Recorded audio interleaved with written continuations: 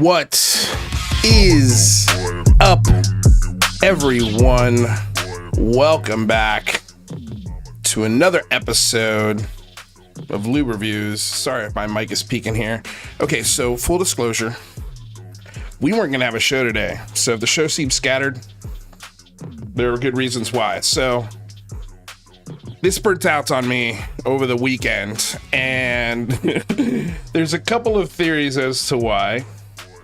I haven't had it for a year, so good thing it's under warranty. But basically, this allows me to... Oh, there we go. Hold on. I'm just doing something here, you guys. Give me a second.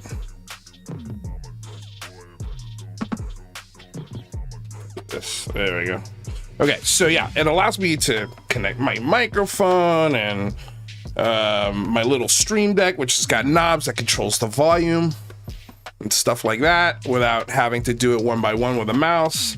A lot of stuff. And, well, it burnt out. And so, yeah, we're waiting on a replacement on that. So I honestly thought we weren't going to have a show because I didn't know if I can make all this happen, all this magic happen without this dock, this USB dock. So anyway, there's that. Welcome to Lube Reviews, your home and destination for critical thinking in the realm of the unexplained. I am your host, Luis Jimenez. Don't like the show yet. I'll tell you when. But share. Tell everybody we're live right now. That's a great thing to do if you want to do something for the show. You can subscribe if this is not your first time here. You haven't subscribed, subscribe. And ring the bell. That way you're notified anytime we do anything live, which is Monday and Friday from 3 to 5. So yeah, guys, we got a bunch of stuff to talk about today. Particularly, we're gonna, and man, I had such a good day. This day's been such a good day, except for the burnout of this device here. But it's been 110 degrees in Los Angeles. I'm not shitting you. Yesterday I rode my bike in a oven. I rode my scooter in an oven yesterday. It was insane how hot it was. There's like a wildfire. It got so hot that a wildfire started from an electrical storm that was created in the atmosphere from the heat produced from the wildfire, in conjunction with it being 110 degrees. It created a lightning storm, which set off other fires. Insane. Part of Palos Verdes is sinking. It's literally sinking. They're having to evacuate people that live in a certain neighborhood in Palos Verdes. It's wild out here, man. Like, you know, if you see me hanging on a fence doing this, yelling and burning, it's the end is here. It's happened. It's T2 in real life. Gosh. But yeah, anyway. So today we're going to discuss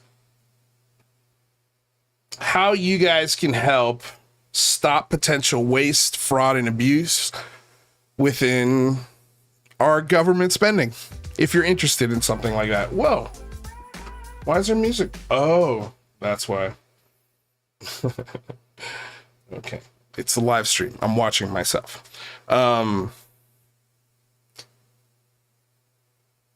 I'm going to tell you how you can help with that if you want to help with that. And also, you can double down and ask your lawmakers to help. Instead of giving money to the UAPDA, they could give money and towards helping FOIA, improve the FOIA process. I think that's a much better use of government dollars than chasing smoke that the government has already done before. They've already spent $20 million, $22 million to be exact, on chasing werewolves, dino beavers, werewolves in trench coats smoking cigarettes, portals, ghosts, UFOs, whatever you can imagine. They chased it out there in Skinwalker Ranch, apparently. Turns out most of them, not all of them, but most of them were just drunk and making up reports to keep the contract going because they wanted another $22 million. Oh man, we're so close. Just give us another 22 mil. We'll get it. We'll get it on this contract. We promise. We're so close. You should have seen the werewolf smoking the cigarette. Next time we'll get a picture. We'll try anyway. Oh, what's up, Jeremy McGowan? He's watching live. Thanks for watching, buddy. I'm glad you have the time. So, yeah, you can express to your lawmakers that this is a waste of time, money, and effort, and that you can take all of that effort, money, and time and invest it into improving something that needs improvement, which is FOIA. Because to be honest, if you're being real, I don't care who you are, whether you're Lester Nair, and we're going to talk about him today and his efforts. God, I wonder where he got the idea from, but I will definitely I will give him some flowers. Holy cow. Good website. Very good website, but we'll get into that. And anyway, instead of giving these, we're going to use the tools that these guys created to call the lawmakers that they're targeting. So it won't be difficult for you.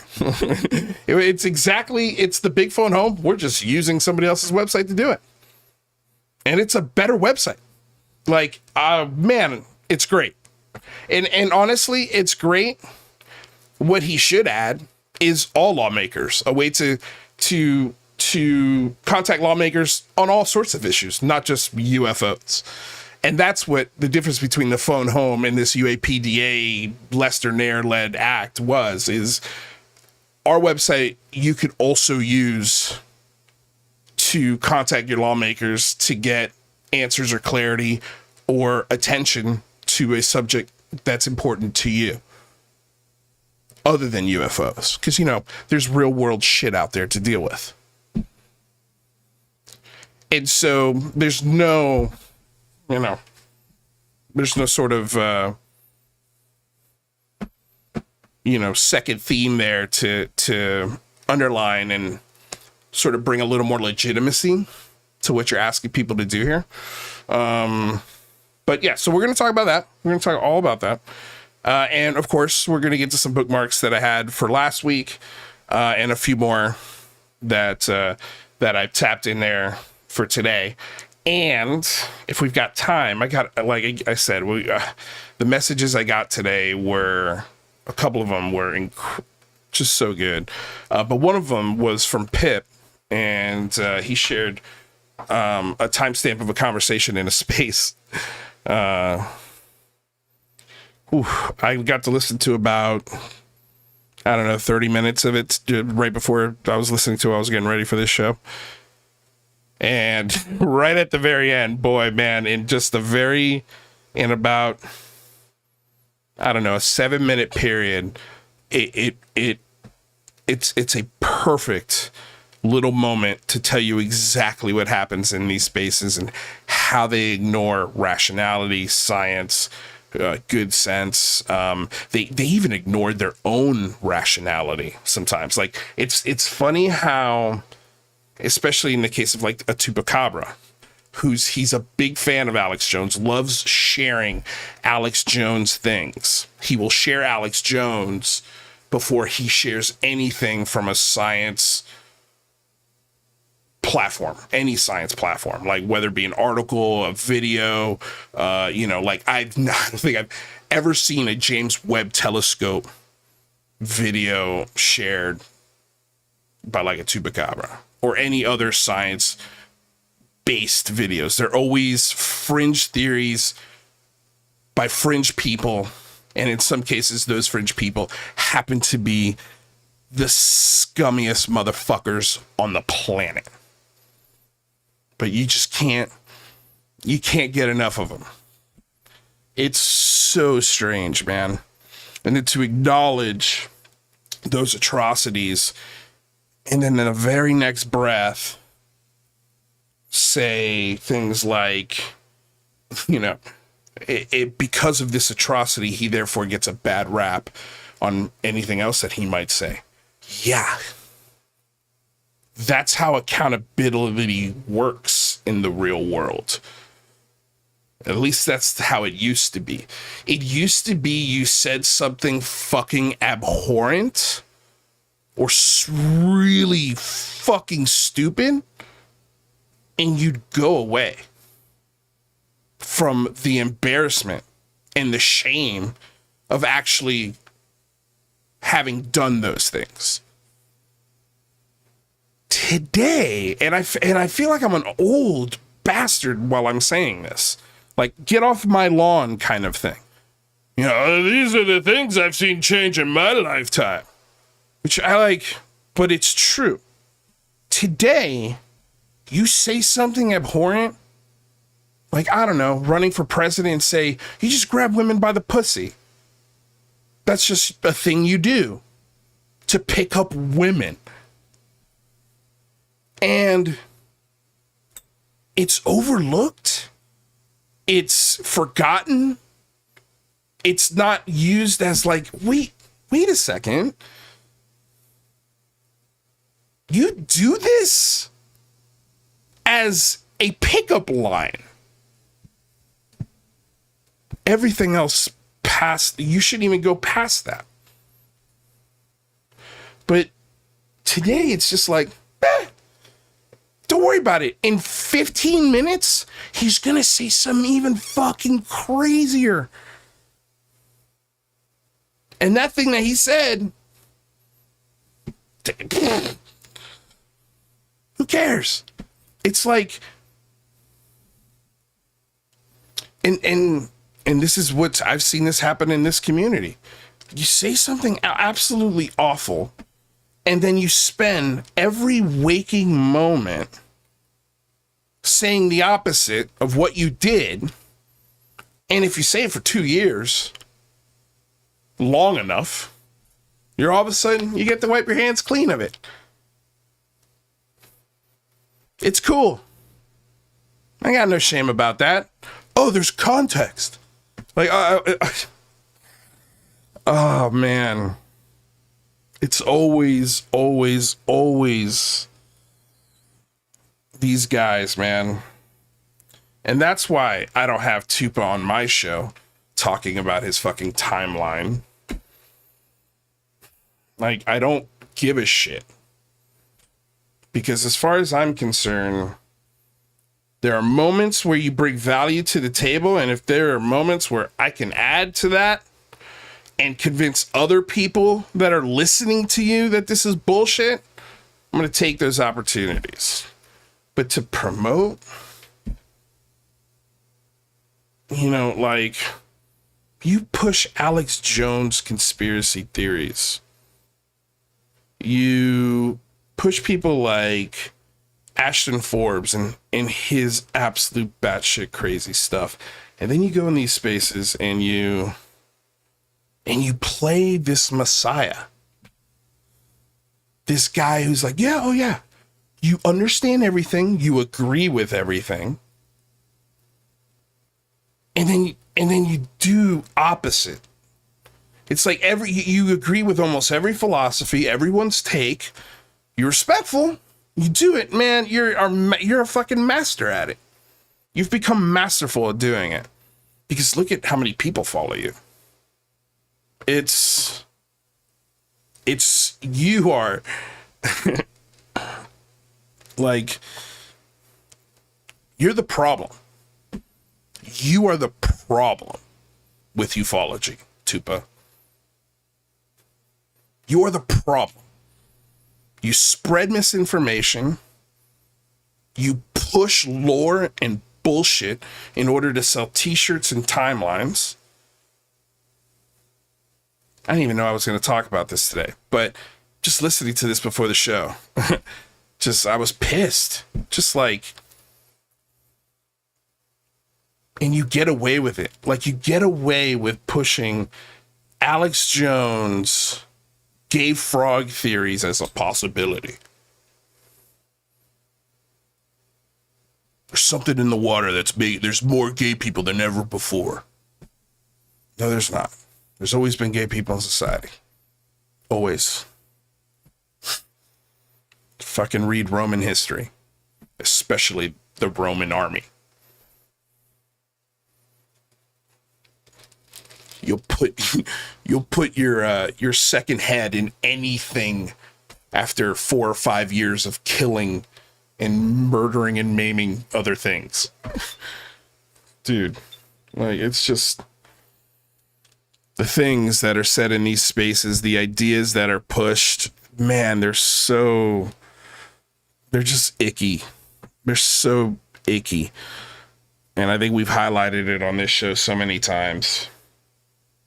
I'm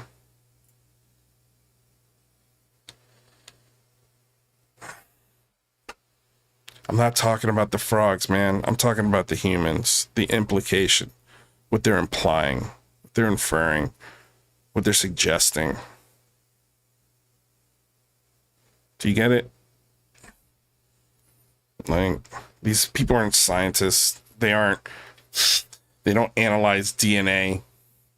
They're not immunologists. They're not metallurgists. They're not biologists. They're just dickheads on the internet.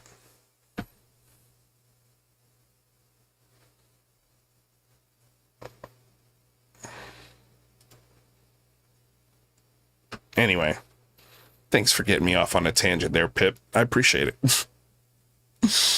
Let's get to our bookmarks, man. There's just some... And the guy who hosted the space has me blocked, so I have to go to another account to listen to the space, which is, my backup, my Lou Angeles 13 account, which is the official show account, but I'm never on there. Dude, it's just so silly. All right. I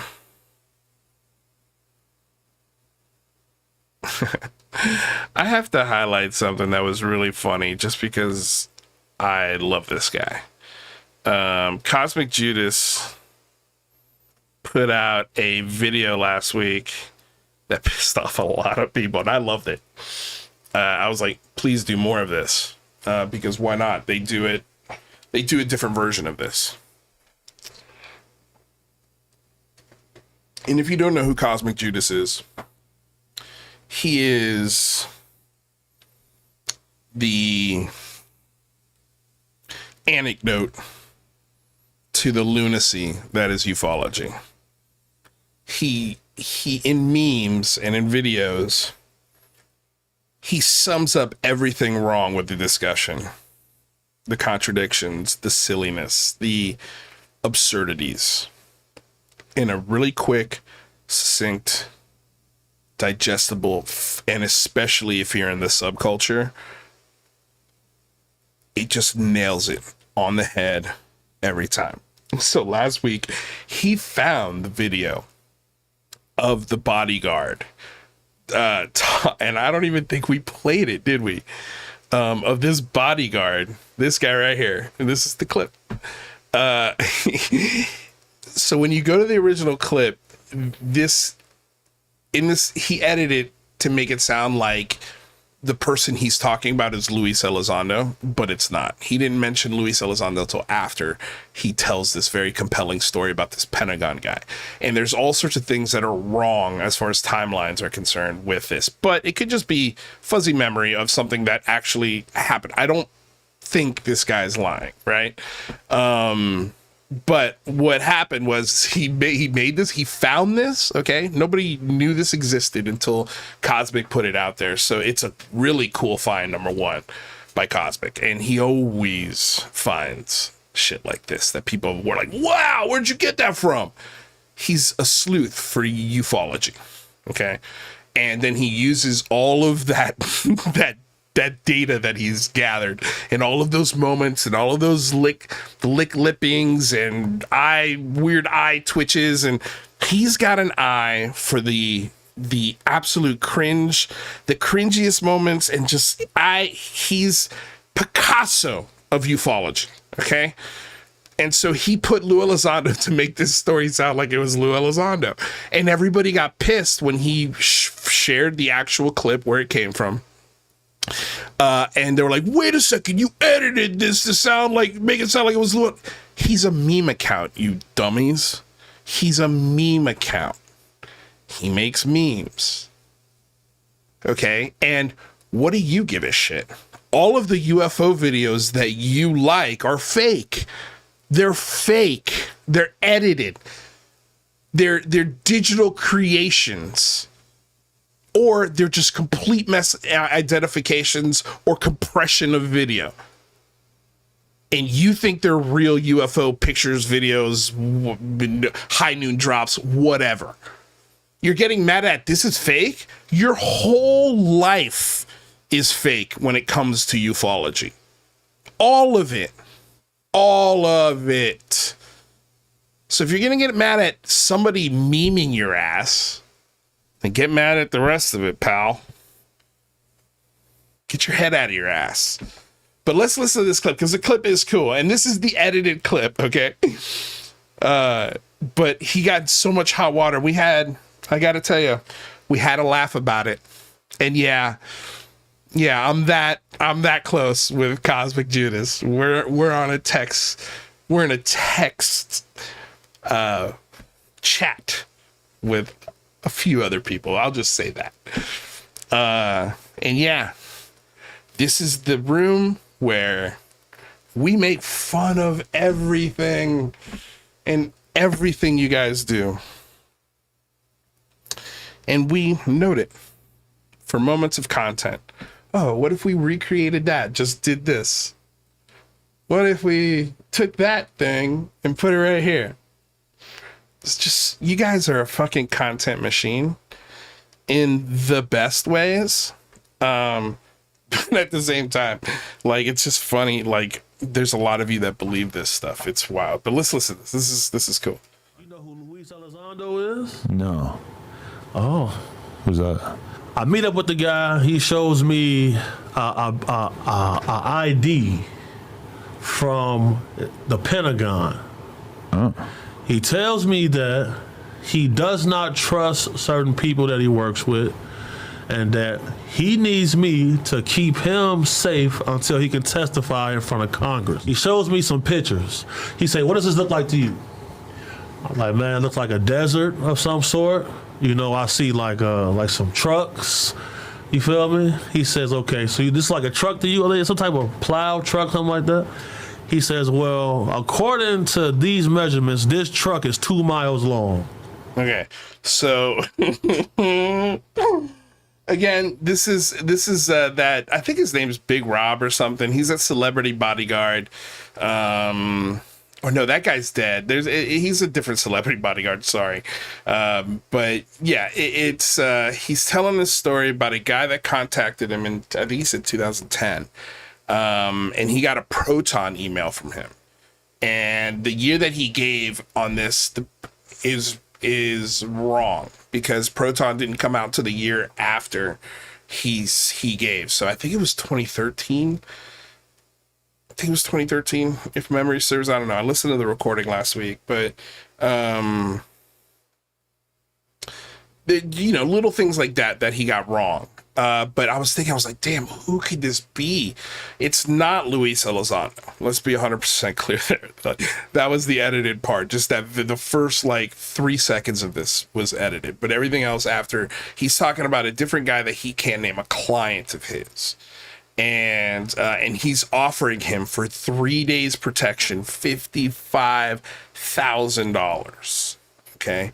And this is a client that he didn't end up taking because, I don't know, something just didn't pan out. It didn't go through. And I don't think this guy ever testified before Congress because I think he would have said that. He would have said, I mean, should have been Dave Grush, right? That's the only person I could think of. But let's listen to the rest of it. So I say, okay, so what am I looking at? He says, these pictures are on the surface of the moon. He say, my job is to scrub these pictures to make them available to get released to the public. So I'm like, okay. So he looks at pictures and he's like, looks like trucks. What if I told you that was 2 miles long? I don't know. It looks like blurry trucks. No, I'm going to tell you right now, a guy that this is also part of the story that doesn't make any sense, you know, and I'm sure he gets crazy. I have a feeling he's got a lot of stories like this where people tell him crazy shit. I'm sure he's got one about Bigfoot or whatever. If a guy did have classified pictures from NASA from the surface of the moon displaying an alien ship 2 miles long, he wouldn't be sharing the photos with this bodyguard. He would have never made it to the bodyguard. He would have never made it there. So that to you should tell you all you need to know about stories like this. And I'm also thinking of who was in the mid 2000s talking about scrubbing NASA footage. There's gotta be somebody out there, you guys. And by the way, hello to everyone in the chat. Sorry, this has been a very crazy all over the place show. Because again, didn't think I was going to have a show today, so I'm all over the place. But what's up, Bobby Broadway, Wild Fools, Fifi Barboa, Renee Cruz, Thor Panku, Wise Monkey, Dana Shadell, my member, Pinzerloo, my member. You guys, hello. I forgot to say hello to all of you guys. So I saw Lou Elizondo was here. The fake Lou Elizondo. We've got a real Lou Elizondo on YouTube, which, by the way, we never even talked about that. We should check on that channel because I have a feeling, I bet there's no updates. And I have a feeling this channel is going to end up being like every other fucking thing this guy's done. It's a big to do at the beginning and then it dies out eventually. Sorry, Lou. I don't mean to offend you. Okay, so let's listen to the rest of this. Then the guy goes on to explain to me about some race of people who live at the bottom of the ocean. They have facilities there, and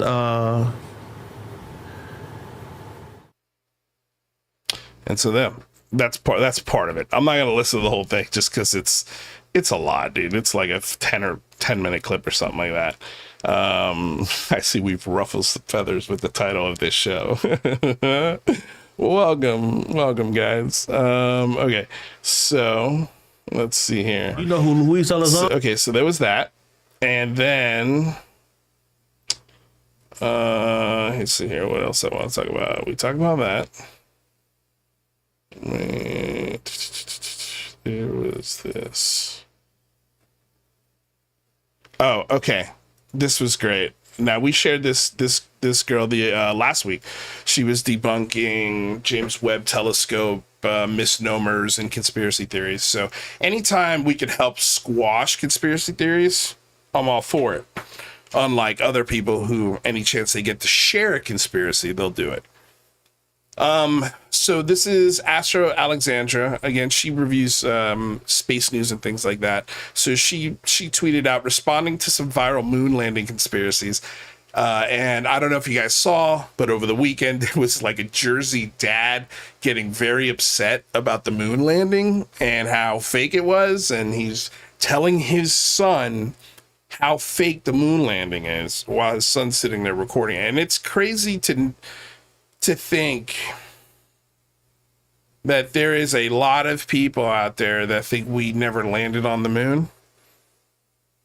And boy, it's a really stupid take. It's almost as dumb as the earth is flat, but they're neck and neck. I mean, honestly, there's so much evidence. Just go to the Smithsonian Institution in Washington, D.C. and go look at the evidence. Go to the Natural History Museum in New York City and go look at the evidence.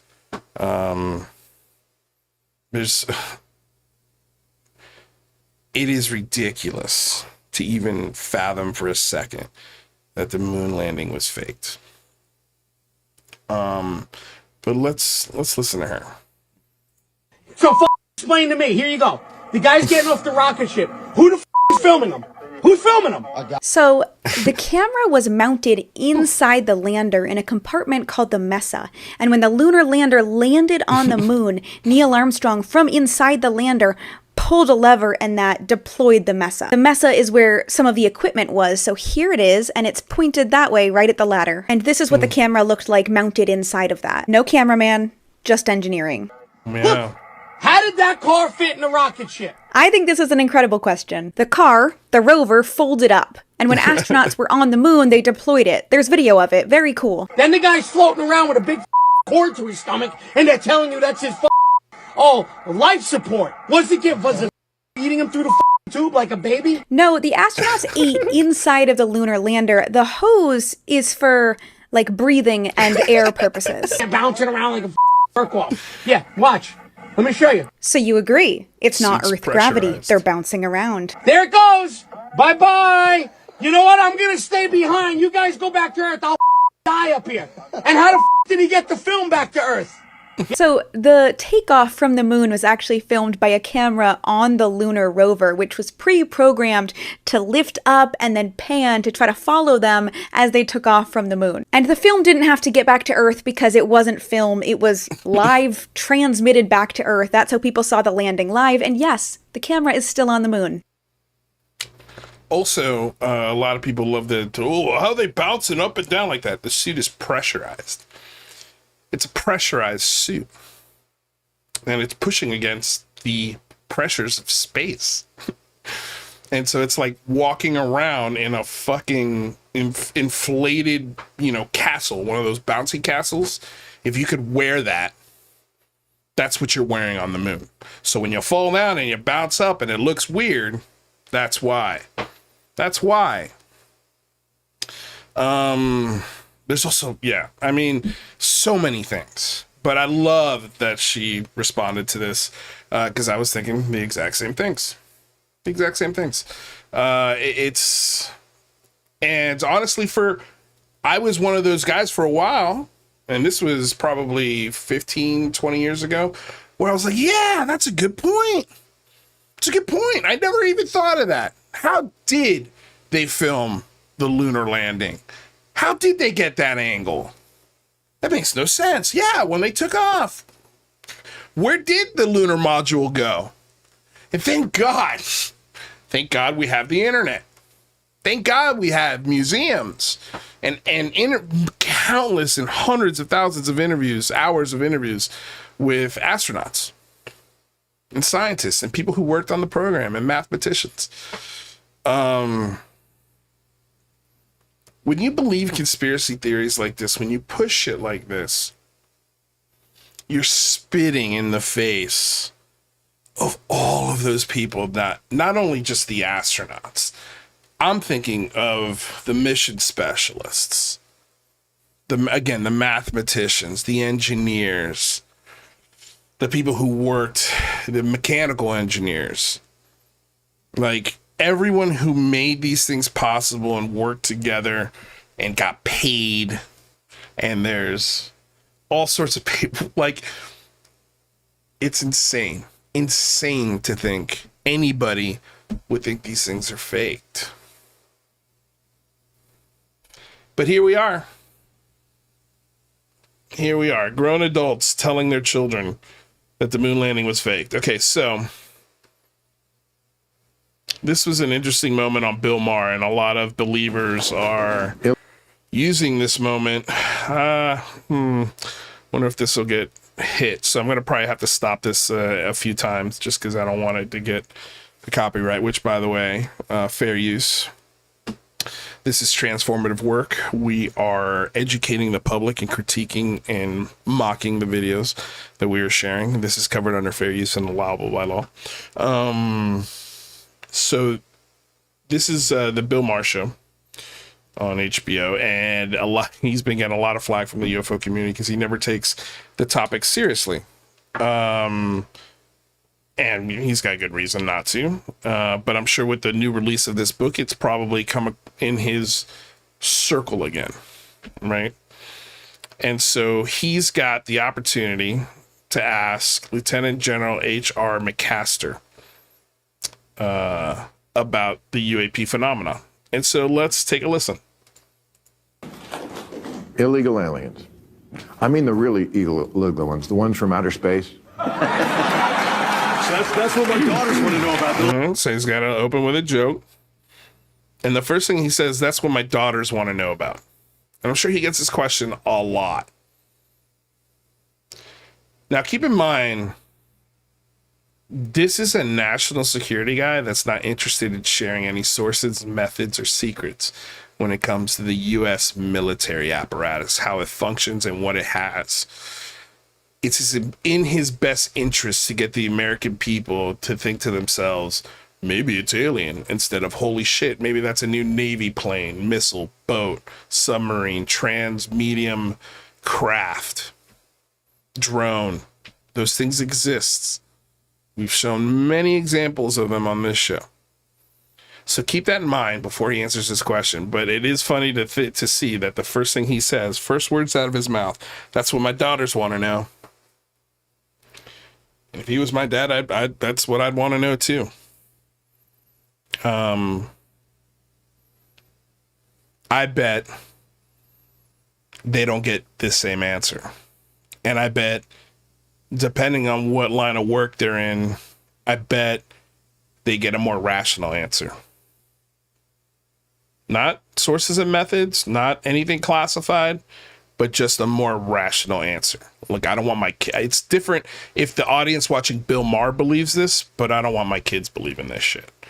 So the UFO community, of course, took this quote and, man, they did a touchdown dance. They're like, oh my God, finally, Bill Maher asked a serious question. And it's true. He's asking a serious question.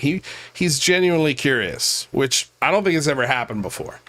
But I'm sure, like a lot of celebrities are, Bill, you gotta ask, man. He's probably getting buddies and producers and he knows, I'm sure, as a content creator himself, if I ask this question, it's going to be clipped. It's going to get shared. It's going to be aggregated. And it's going to give people a lot of hope. I'm sure that's not one of his things, but it did like this clip. Just let me break it down for you guys out there in the non-believer land, skeptical land, new to the UFO discussion, rabbit hole land, the mosh pit. Welcome. This clip right here is methamphetamine for the UFO community. It's 1 minute and 27 of pure bliss for them. This validates everything for themselves. They really do take, and what's funny is in any other aspect of life, they'd say, don't trust this guy. He's a government. He's the government. He's the man. But when he says what they like, they throw out every philosophy. They throw out every fucking inkling of good sense in just to get the fix, to get the hit.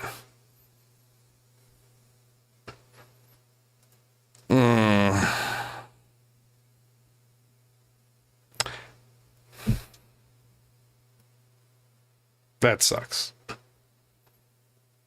Thanks for the donation. What an awkward donation. You're asking me so many things here. Thank you, Pip, for the dono.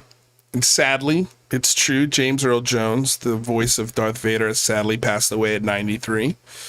A moment of silence, please.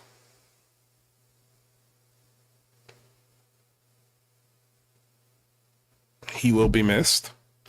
But man, what a weird request. I did it. And yeah, I was a huge fan. I think of, obviously all of his great films. He played Othello. I think of Coming to America was probably one of the first films I saw him on the big screen for the first time in my life. And then when my mom told me he was Darth Vader, mind blown. Like, when you were 6 years old, you saw he was a white guy. We were like, you didn't know. It wasn't the internet, man. It wasn't like, I remember when I first heard Rick Ashley, we all thought he was a black guy. Like, until we saw the music video, we're like, whoa, that voice is coming out of that guy. It was a big shock. And yeah, I think of like, The Sandlot, such a great flick. Yeah, man, he broke barriers. He broke boundaries. A great Shakespearean actor, a great Broadway actor.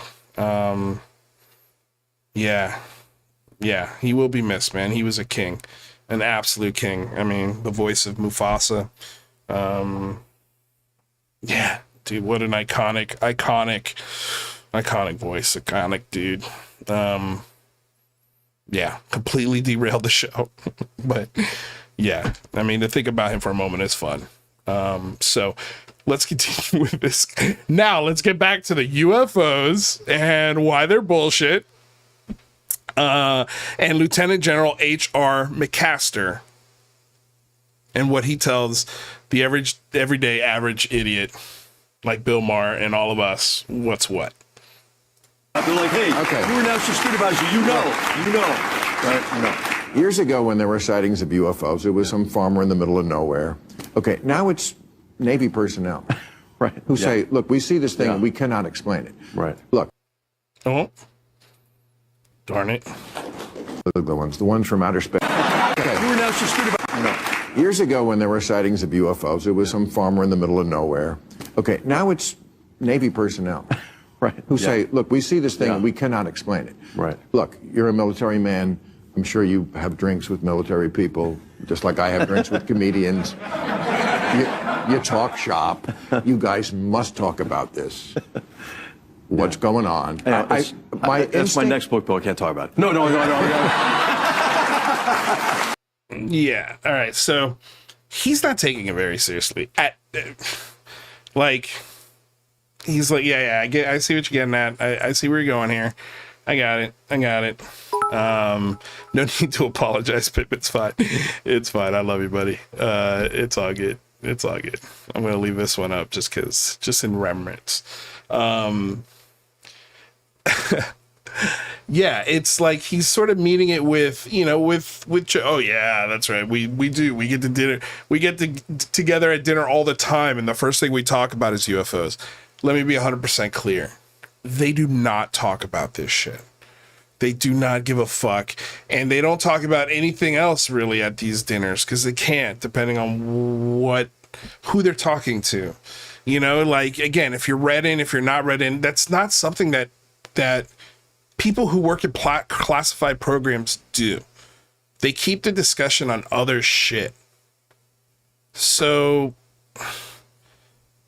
again, that's just the way it is, man. That's the way it is. That's the way classified programs work.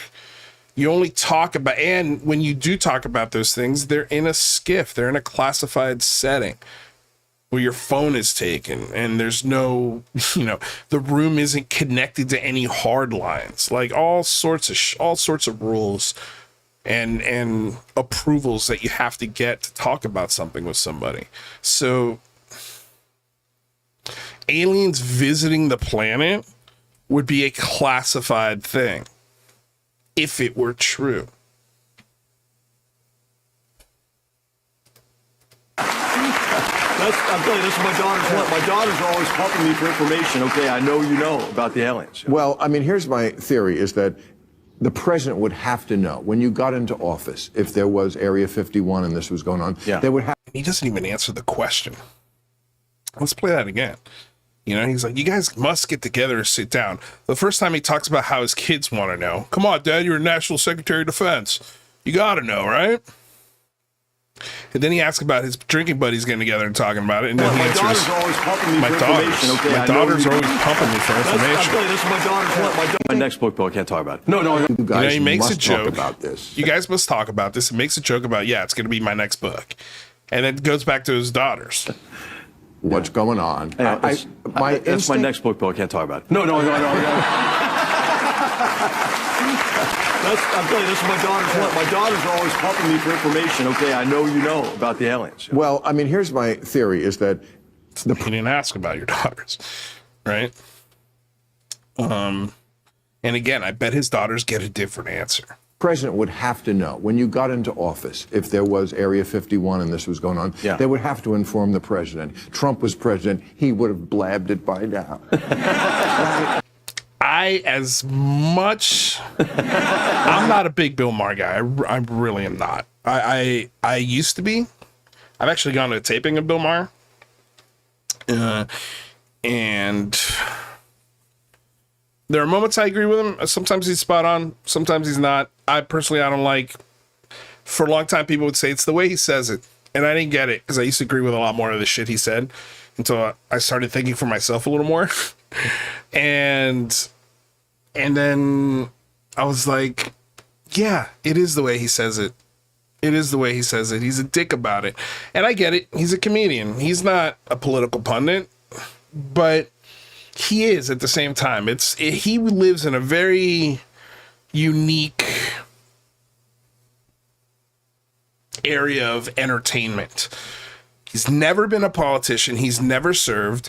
He went to Berkeley. Like, he's a very privileged guy. He's did comedy in his early career. He wasn't a great actor. He didn't get a ton of movies. I've heard he's difficult to work with.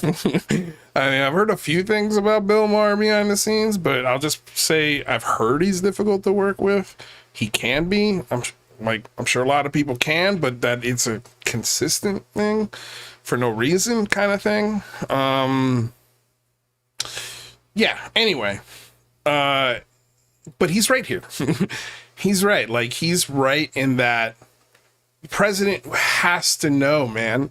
He has to know, because if something happens, they can't brief the president in 10 seconds to address, the United States on this stuff. Look, man, if aliens existed, if we had their technology, if we reverse engineered their stuff, there would be a special access program that would have to consult the Secretary of Defense, the President of the United States. Like, they'd have to know.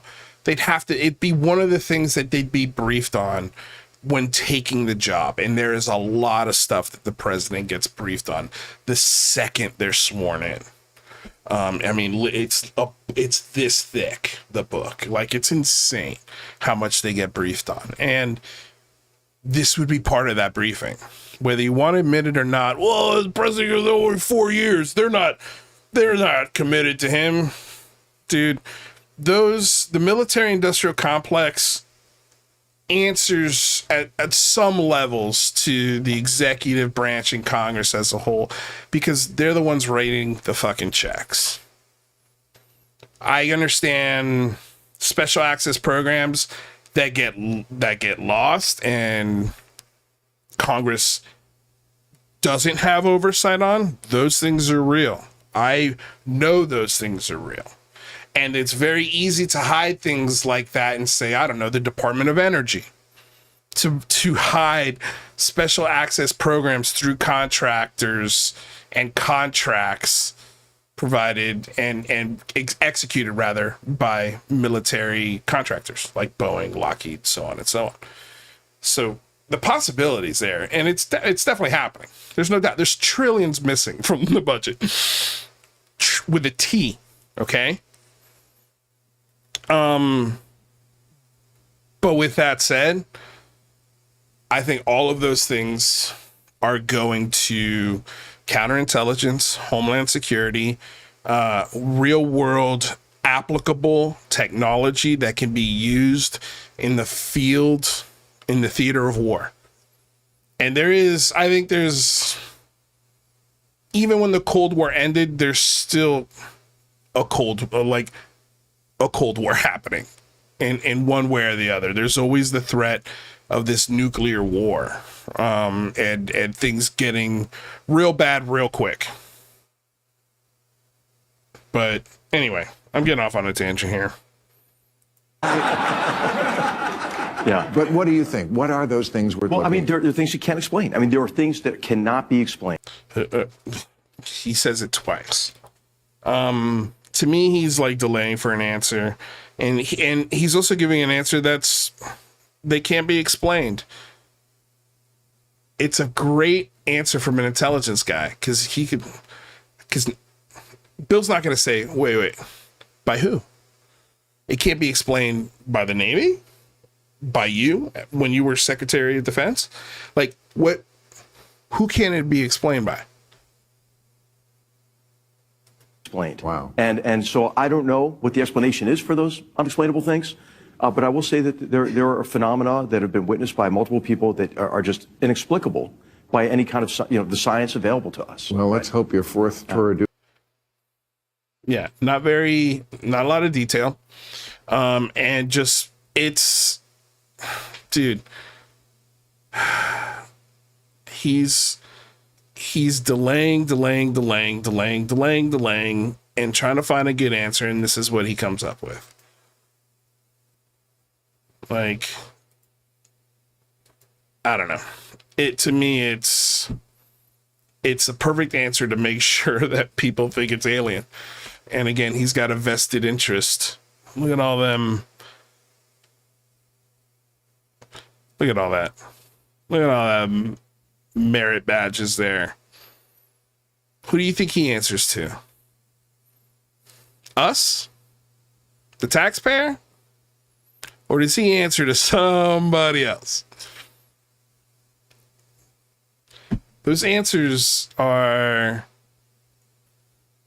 push the mystery, and they don't add any clarity. And they are methamphetamines for a believer, because there's no specifications, there's no dates, there's no time, there's no examples. The science? What science? Who said that? Who said that? Because as far as Arrow, and that's the office that was paid to scientifically look at this with taxpayer dollars, in conjunction with NASA, have determined the evidence there isn't there. The evidence that's been presented isn't evidence. I mean, we just had a fucking Lou Elizondo talking about Art's parts on Glenn Beck. Fake UFO parts. That's what this guy's referencing in his book tour. There are no materials, you guys. There are no alien. Nobody's got alien material. They've got missile casings. They've got very terrestrial metals. It's a joke. It's a joke of an answer.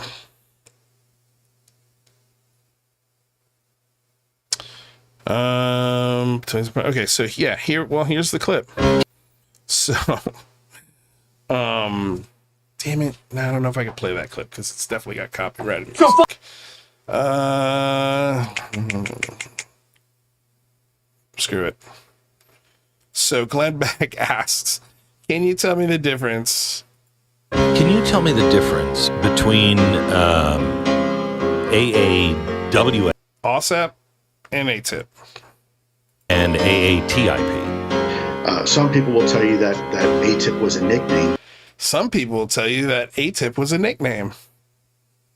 Really?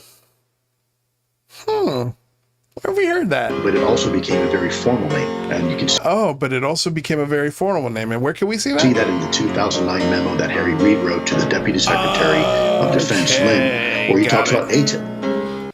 Yep, there's the memo. Yep, there's the 2009 memo that he didn't write. He just signed. Right? He just signed it. I don't think he actually checked on it. Checked what ATIP was. Where did he get money? From who? How much did they pay you, Lou? Where's the pay stubs from ATIP? Where are the pay stubs? Where's the approval of ATIP from any member of Congress or any one of your superiors? Like, where's the approval for the ATIP program? Oh, okay, it's a memo. It's a letter. Okay, got it. Oh, what's that? Right there in the 2009 memo? Written or signed by Harry Reid? Classified nickname for the OSAP program was... I love this song, by the way. ATIP A-Tip.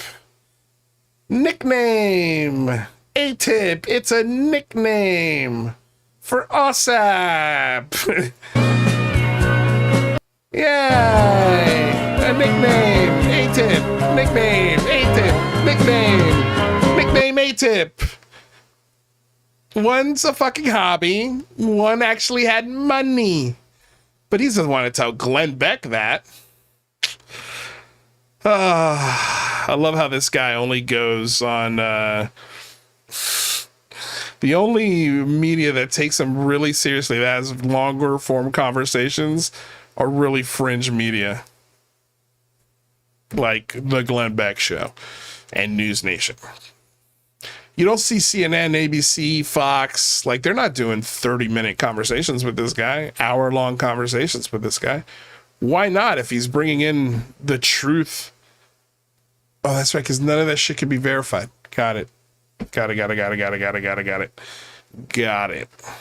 None of the claims about aliens, bodies, reverse engineering programs, none of that stuff can be verified. Got it. Okay, cool. So this was shared by Massimo. Really cool video. And by the way, guys, we're halfway through the show. If you haven't liked the show, please do so right now. That'd be greatly appreciated.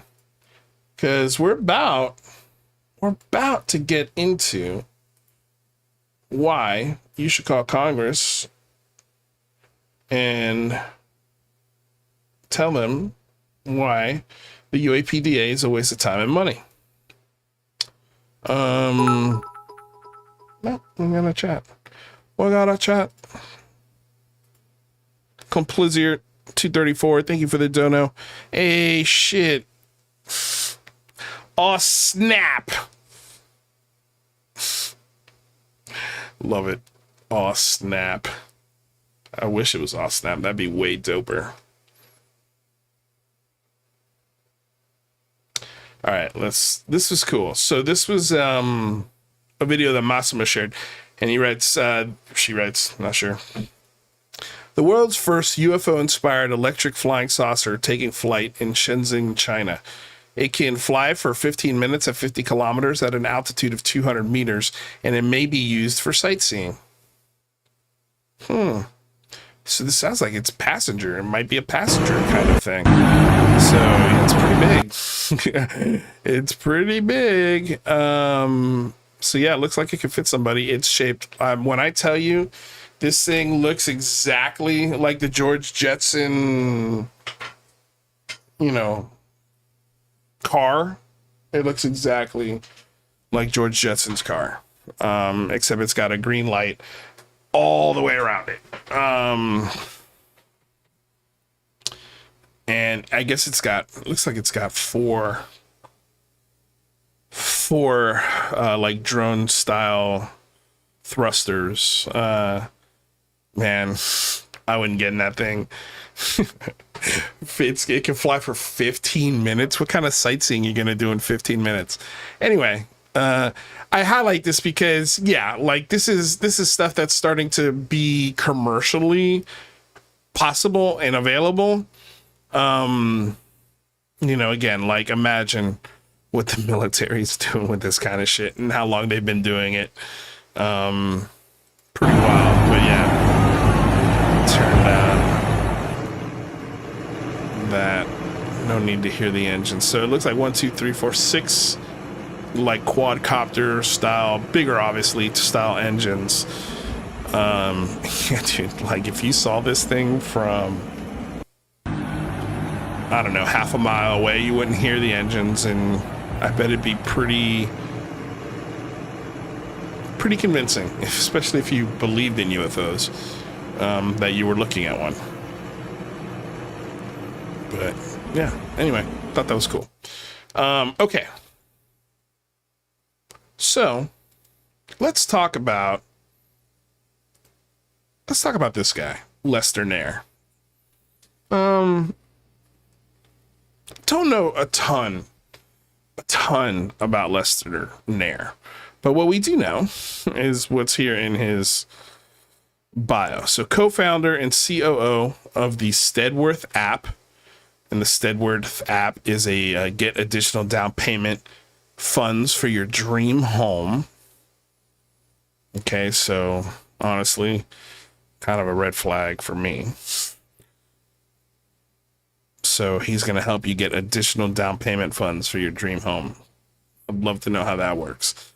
He's a humanist, a product designer, an operative.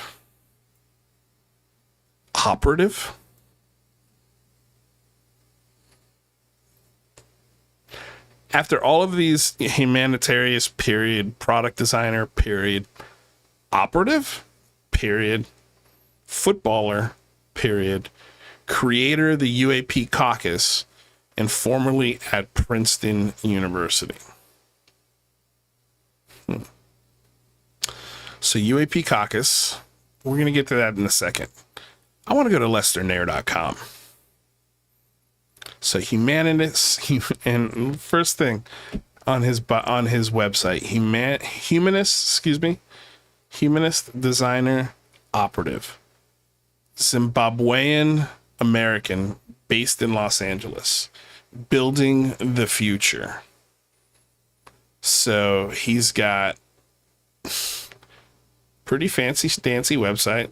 I think it's like a Squarespace probably, but so he's got his Steadworth app here. Okay. And then he's got his UAP caucus. And then he's got his home hunter. And okay, so with a rich background in tech and real estate, coupled with a fervent engagement in UAP policy, I am forging paths of innovation and transparency. I design solutions that stand at the intersection of cutting-edge technology and human-centric values, ever aiming to bridge the new with the necessary.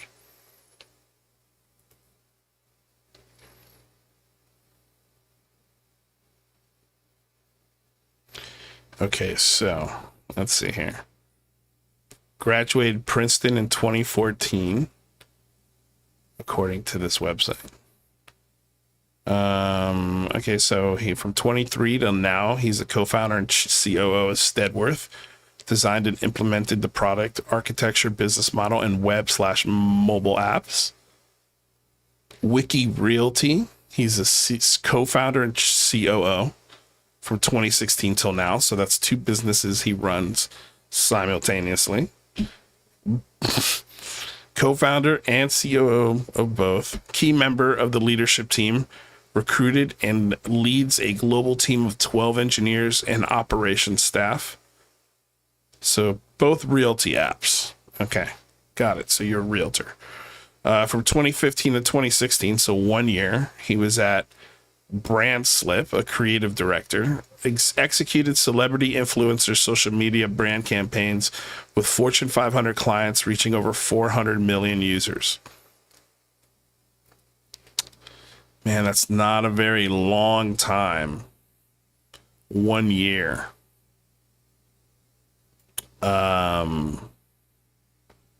So this seems to be the only company that he's worked for. And the other company that he's worked at here is a cell phone company from 2012 to 2015. So I guess he did this while he was at Princeton. Digital Cade, co-founder and CEO, raised $100,000 as a Princeton student after reaching the final of the Princeton startup competition.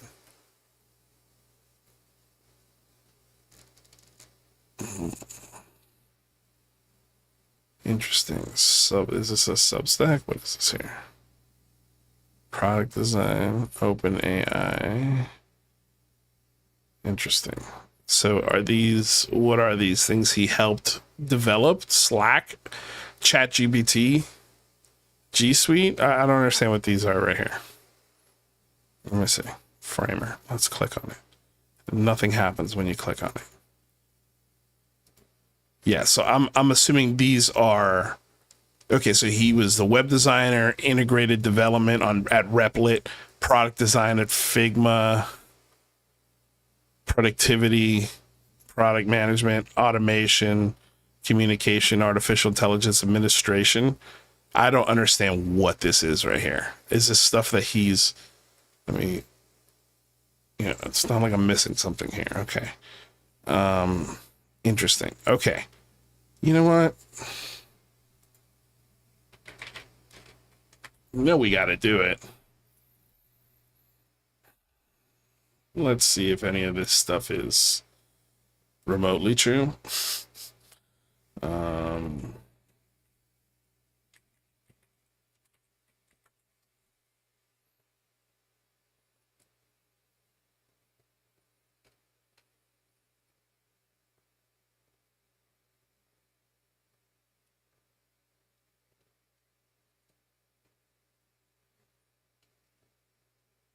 Interesting.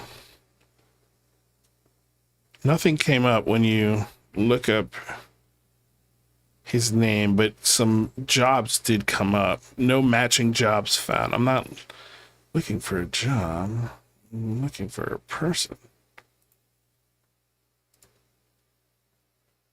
Oh, there he is. That's why. Okay.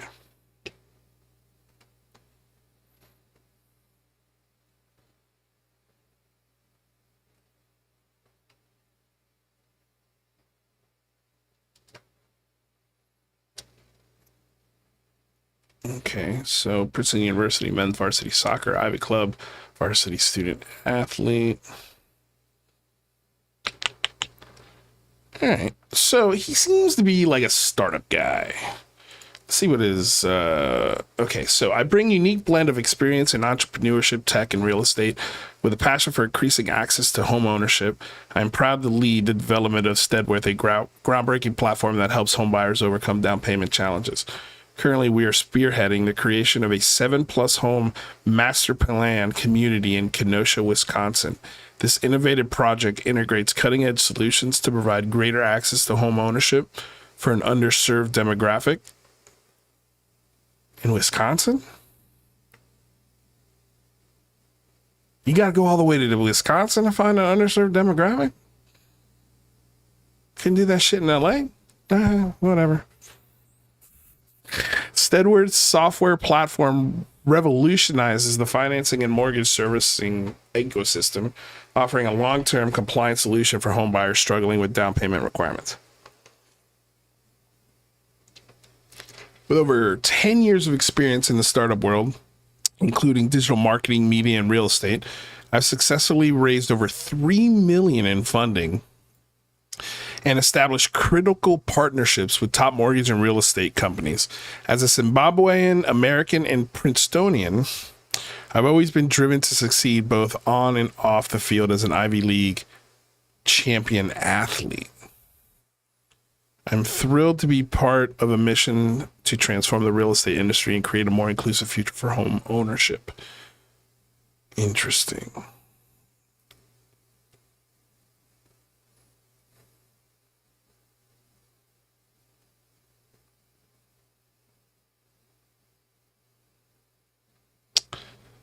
Very interesting. I gotta look into all of this stuff.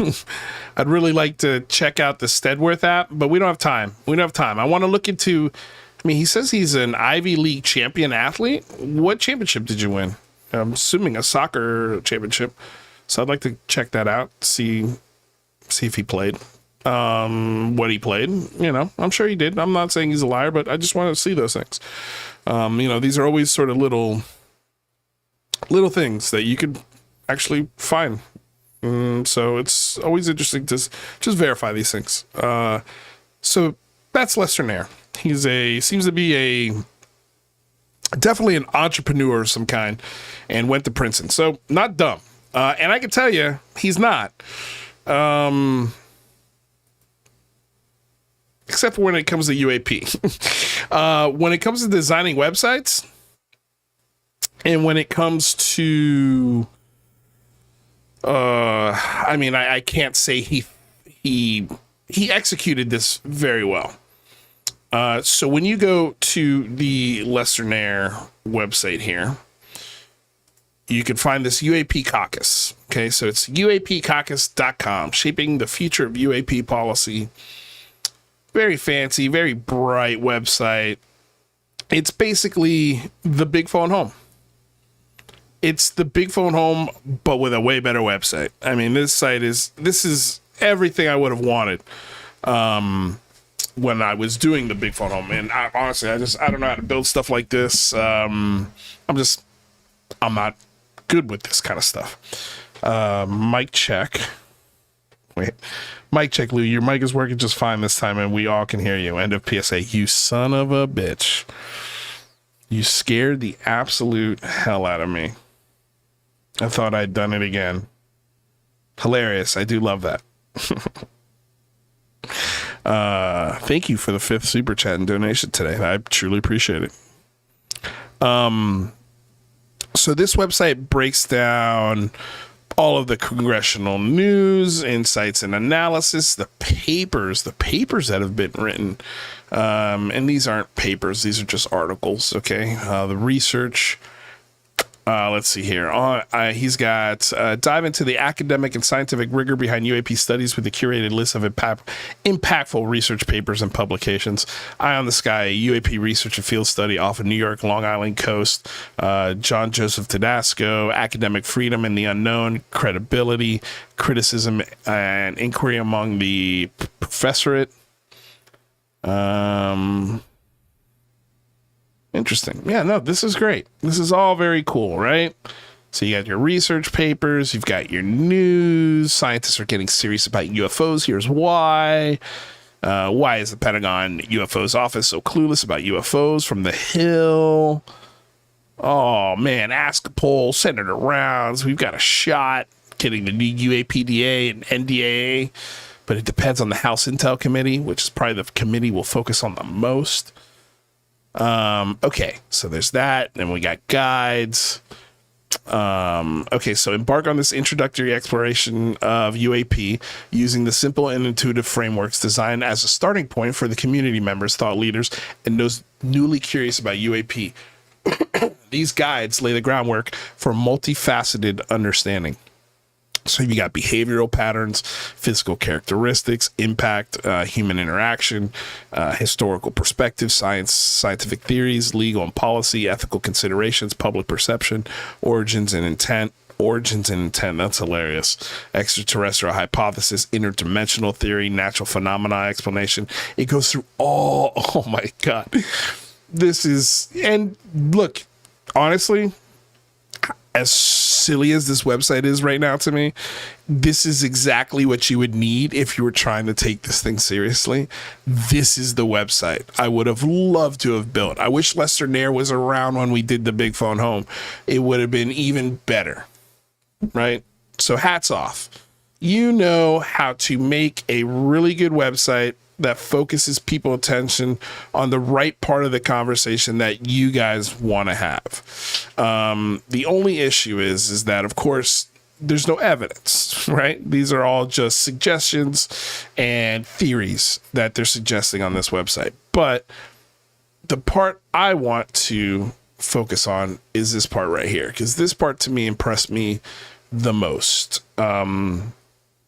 And that is their UAP speed dial list. So you can view the call list, right? Which is right down here. And this focuses, this is what's great about this. It focuses on the 3 committees. This only focuses on 3. We had, I think, 6 or 7, if I'm not mistaken. But this has the Armed Services Committee, the Homeland Security and Government Affairs Committee, and the Select Committee on Intelligence, which is probably the most important one, along with the Armed Services Committee, as far as influence on what is going to get into the NDAA when it comes to UAPs. But they've got all of the members right here from the states they're at. And here's what's great. So my state senator that is on the Homeland Security and Government Affairs building, or Affairs Committee, excuse me, not the committee, not the most powerful committee, and that's probably the least powerful when it comes to the UAP discussion. But it also shows the other committee she sits on: Banking, Housing and Urban Affairs, Rules and Administration, and the Judiciary committees. So, you know, let's see here. She's got this this is great because when you go to her, it's got all her recent posts from her Twitter, which is great. I think we had something similar to this. I wish I had their background information, like the state and district they serve in, the political party they belong to. And then it's also got the call script here, which is great. I mean, this is really good. I'm going to ignore this, right? But I am going to use this list to call. Actually, I'm going to call this office right now. And I'm going to show you guys exactly how I'm going to approach my lawmakers. So let's do that. Now, you won't be able to hear whatever staffer picks up the phone. But you'll hear my side of the conversation. 224-3841. So I recommend you guys do this, and I'm going to include this link in the live chat so you guys can fight in your state representatives and tell them exactly what I'm about to tell mine. And LaFonza Butler is going to get a phone call from me. But the thing is, you could also go through all of these other names here on the list. You can call them. You could tweet at them. If you don't want to call, a tweet is just as effective. I think, because I think lawmakers do look at their Twitter feed. So I would recommend doing both, but a phone call is really powerful. Also, you can find your local rep. You just put your address and all your information here, and then it'll find you your local representatives. I don't want to show you mine because it's got my address on it, but what's cool about this is when you pop it in there. Yeah, I don't want to pop it over here because I don't want to give my address out again. It's already been put out there on accident. But when you put in your information to this part of the us.usa.gov website, it'll give you the federal offices in your state. Okay. So obviously the president, but it's got your, at least for the state of California, we have 3 senators. So we got Alex Padilla, LaFonza Butler, and Jimmy Gomez. Now I'm definitely going to be calling out Alex Padilla because that's my district, if I'm not mistaken. Or is it Jimmy Gomez? I think it's Padilla. But yeah, anyway, so you could call all 3, and then it's also got your state representatives. So you got, your Governor Gavin Newsom. I mean, none of these state representatives are really going to have any pull. You just keep it to the federal. Those are the ones that your senator. You're going to want to call your senator and tell them, again, what I'm about to tell them here on the phone. So I'm going to, give me 1 second here, guys. I'm going to ignore the show and make a phone call.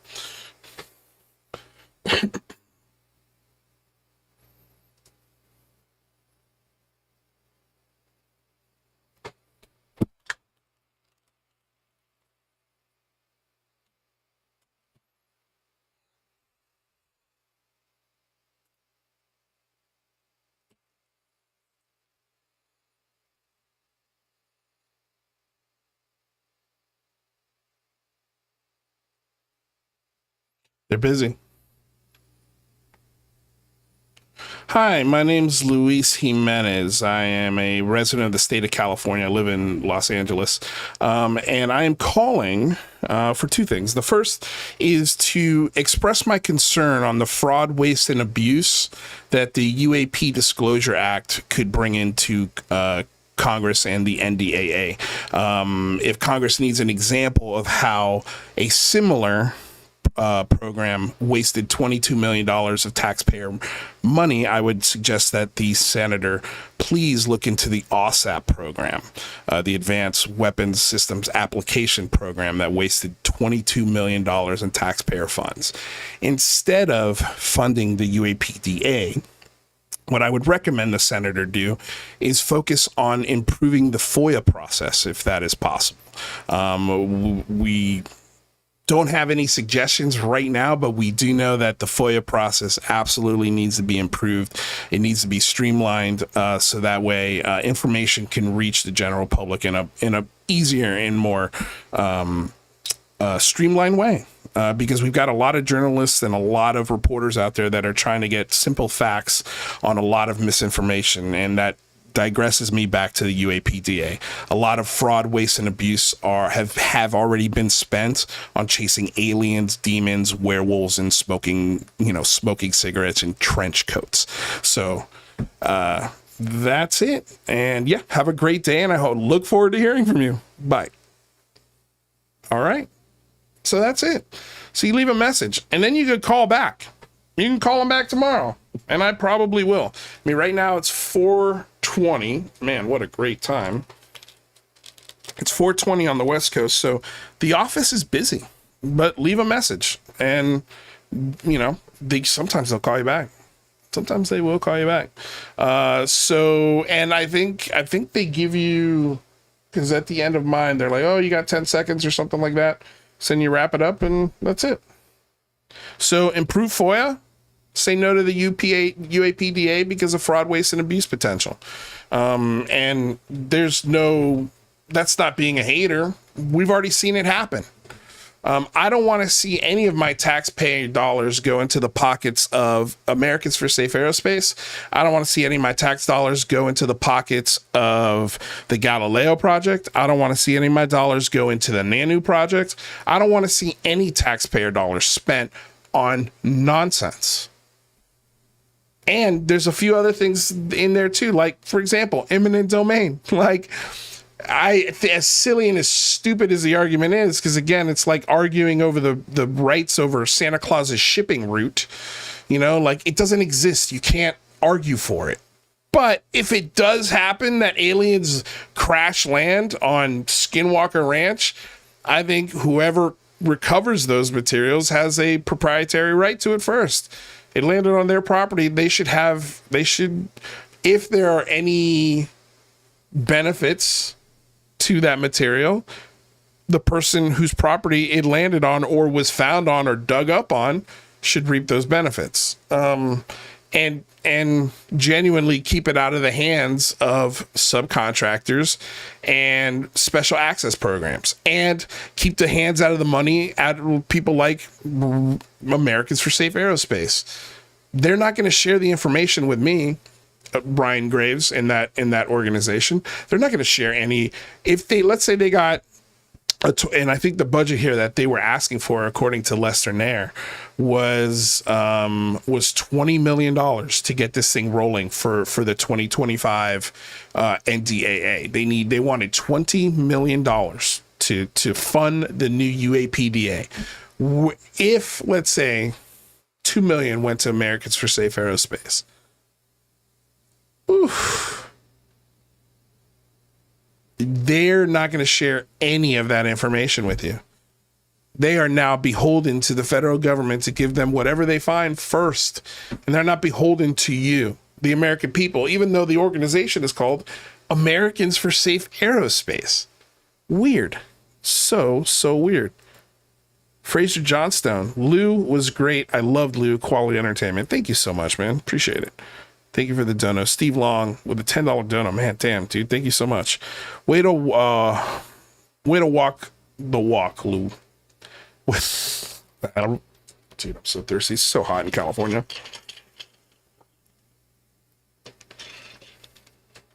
Way to walk the walk, Lou. Way too much fraud, waste, and abuse going on. I agree. And here's the best thing, man, is we're going to use their website to fight it. And I wanted to today do a big FOIA home, but honestly, guys, there's a lot going on in my life personally, outside of auditions, outside of rehearsals, outside of work. That's just taking up a lot of time and effort, and I just want to be available in case something really bad happens. And organizing something like it's too much. But to devote an hour of the show to show people, and I'm going to include this website in the links for the show description, so you guys can use this website to call and voice your complaint to whatever specifically senator that is in your state that sits on one of these committees. But honestly, the best thing to do is, if you can, call all of them. All of them. All of them. And tell them to not support the UAPDA. Because, again, fraud, the potential of fraud, waste, and abuse. And if people like Lou Elizondo, Christopher Mellon, Daniel Miller, okay, Ross Coulthard, King Milkfart, if those are the people that are screaming, Matt Ford, those are the people screaming at the top of the lungs that this needs to pass, tells me everything I need to know about this legislation. It's gonna be a waste. It's gonna be a waste of time, effort, money, resources. There are so many other things that the American taxpayer needs help with, and finding aliens is not one of them. We already pay NASA to do that, and a countless of other scientific endeavors. Underline scientific endeavors. Nick Gold is another one of these guys, except he's more extreme. Nick Gold is just fucking mean. He's a mean little monkey. He's such a icky dude. Lester Nair, for all I know, is actually a nice guy. I just think he's fallen for some really stupid shit.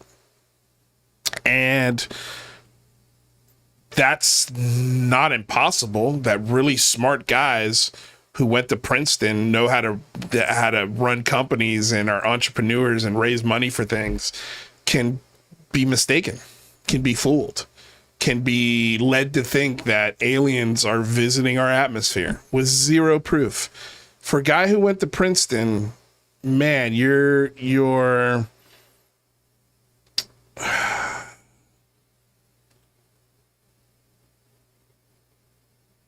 your definition of evidence is really bad. It's just weak, man. It's really, really weak. But the website's really good. And honestly, if I were you, I would take the bones of this website and I would add things like improving FOIA. I would have loved a call script for improving FOIA. I should have pulled up John's before I made the call, because I have one. We have John Greenwald's, and we'll probably just use that one again. But I just forgot the ways to streamline FOIA, so that last part probably wasn't as succinct, but that's okay. I could call back. I can call back and actually talk to somebody. So that's the beauty of it. So, it doesn't matter. Even if you screw up the message you left, you can call them back and be like, oh, sorry, I meant this. Or like, if you really want to be effective, you call them every day. And I can tell you right now, I will definitely be calling LaFonza Butler every day. And I think I'm going to add also Alex Padilla and Jimmy Gomez on there. Because again, these guys, but I'm going to, take out John's old script and do it that way. But, yeah. I highly recommend everybody do the same. And I'm going to look more into Lester Nair and just who he is, just to get a little bit better understanding. It's interesting he's in LA. If this video does get to him, he wants to meet up, I'd be more than happy to chat with him. I'm curious to know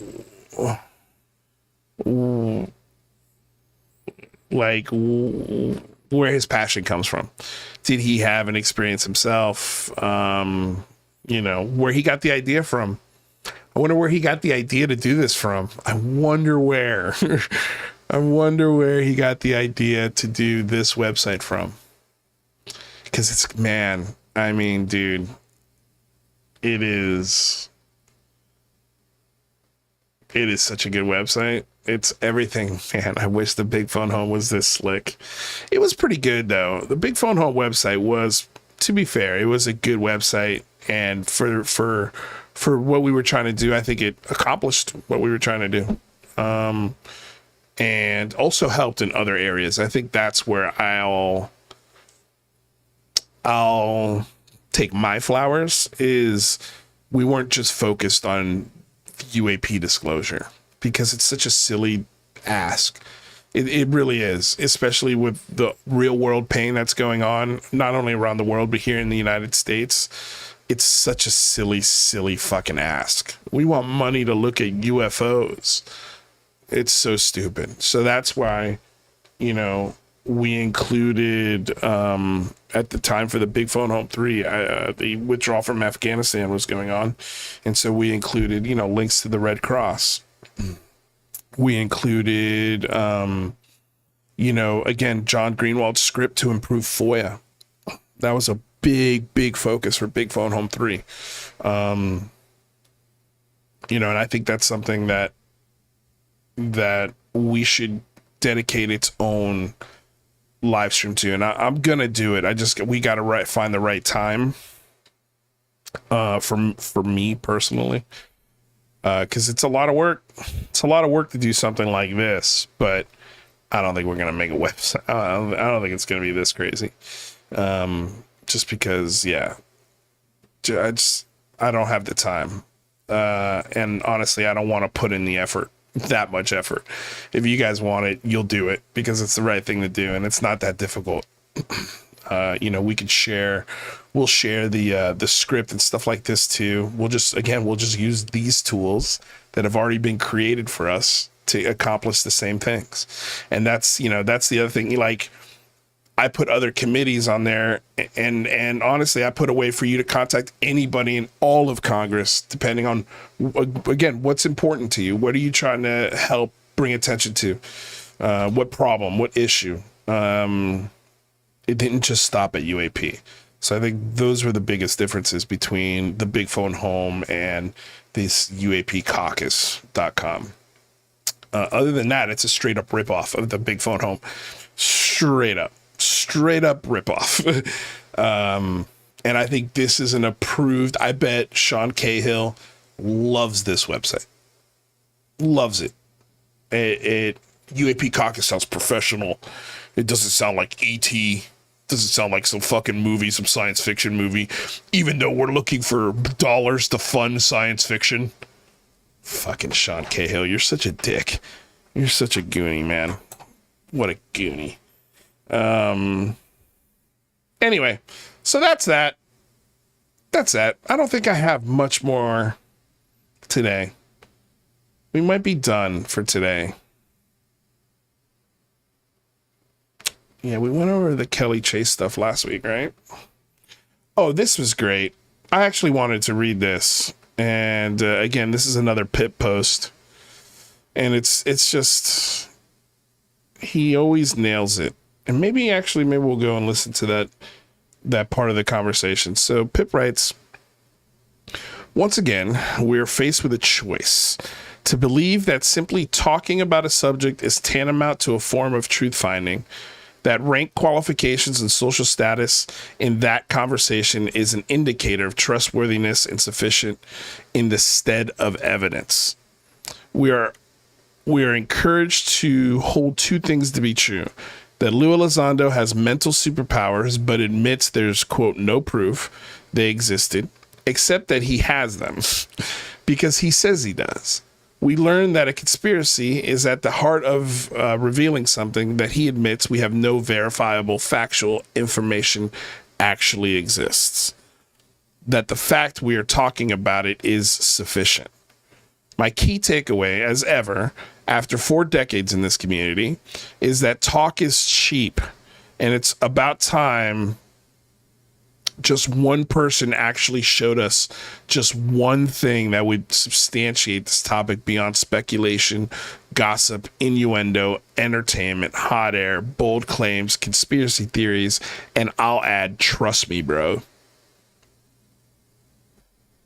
If you want credibility, if you want answers, if you want to be taken seriously, The talking has to stop, and the community must demand higher standards for fear of being taken for a ride by people taking advantage of genuine, heartfelt interest, curiosity, and a human desire for knowledge. There are very few people that benefit from this conversation. In many cases, it does tremendous harm, causing unnecessary confusion and frustration. But I think it's very easy to see now the network of those that wish to keep the train rolling. And they are the only ones that truly profit. And at the end of the day, we ask, quote, now what?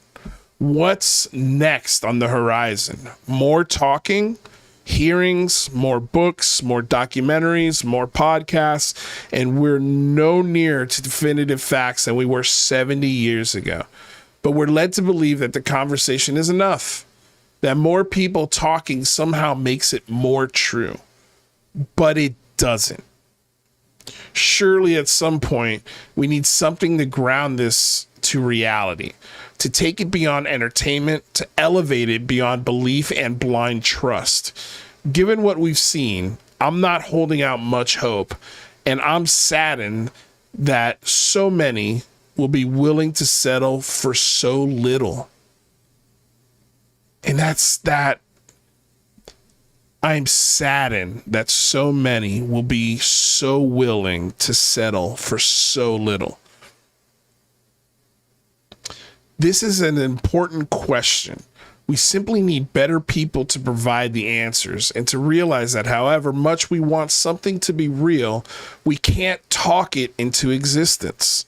They're out there somewhere, but anyone telling you they're already here as a fact is fundamentally disingenuous, because what the reality should be doing is showing you and proving it. And Mr. Elizondo, as with every other person making these claims, has by his own admission come up woefully short. His key takeaways from the Toe interview are in the answer to where is the tangible, verifiable evidence. Lou says the type of people who are interested in the subject is more important, and that conversations are substantive to proving it's real, essentially admitting there isn't any evidence. It's just speculation. Lou states that the U.S. government is covering up knowledge of ET life while at the same time funding billions of research that coordinates scientists around the world, building huge telescopes, etc., so they can find ET life. Yet the same government did this when they found a potential for an ET microbe. And then, what was that link to? Then he goes to having green orbs fly through your house isn't something you might want to try and film to prove you have green orbs flying through your house because it's unpredictable. There's no evidence of ETs, but important people believe it's real. There's no definitive proof how remote viewing works or whether it's real. He just tells us he can do it. And it's true. It's just a big trust me, bro. It's a big old trust me, bro. I got this, man. So since we got the time, I want to go and listen. Maybe, do I still have it? Maybe I do. Let's see. Sorry. Oh, no, I don't. Okay, let me. I gotta do something here. Sorry, guys. I gotta go to my messages and get the link and then go to a different account. And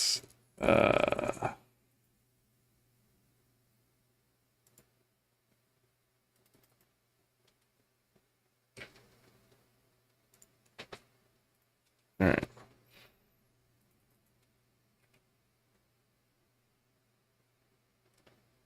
Here it is.